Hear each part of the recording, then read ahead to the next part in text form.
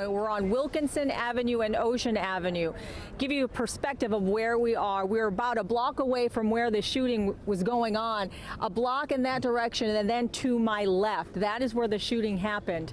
When we first arrived, which was about 25 minutes ago, it literally sounded like a war zone. It was, to be quite honest, it was frightening to be driving into this area. And as we were driving, we saw police vehicles, unmarked vehicles, flashing lights, sirens going. It was just surreal, to be quite honest, almost like a scene out of a movie when we first arrived. And then once we parked, we found our way to this corner and found a lot of folks that live in this neighborhood with frantic looks on their faces, not knowing when it was going to end. And I got a call from my sister letting me know that she got an alert on her phone that there's an active shooter around the area where we live, just to be careful because they're not letting anybody in or out around the area. And the gunshots coming out from this side of the road and also down the road behind us by PS41 school.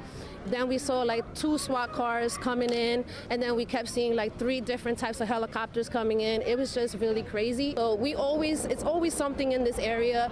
And this area is a very high crime area. Nothing like we're used to gunshots, but nothing like this that's happening now. When you heard that barrage of bullets flying, how did you feel at that point? I mean, at that point, you're used to it. We're used to it, but not to this extreme. Like, Alice, are you okay? Dick, we're here on Myrtle Avenue at the corner of MLK, and you know, police are over there at the intersection, and they've been pushing us back. When we first got here, we got here after this all started. When we got here, we heard hundreds of gunshots at least. It was very frightening for a few moments here.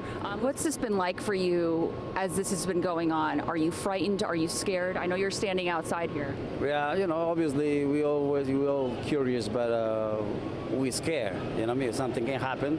When we were standing up there like 20 minutes ago, actually, you know, I think we saw like a bullet hitting the house over there. So right over here. Yeah, across right the house. So we scared. But at the same time, I came out because 2 of my guys, they were buying lunch, and they locked them inside the store. They didn't let them out, so they called me.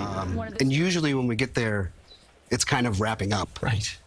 This was ramping up. It was, I mean, we were close. I was close. I was a block and a half away. And it was right there. I mean, I could hear everything. When I was there, I interviewed a woman, Lourdes Lopez, and you might have seen her interview yesterday. And I remember how shaken up she was because she was trapped in a frozen zone, alone, and trying to reach her family. Thank you. And I just remember feeling so awful for her for what she had experienced. And it was at that point where I thought to myself, I just want to go home. I want to be able to go home to my kids. And thinking about that officer and then learning that he had 5 children, married, and you know, those kids don't get daddy coming home through the door and talking about his day. You know, the reality really sets in about, you know, all the things that we take for granted about being able to go home after work every night. Yeah.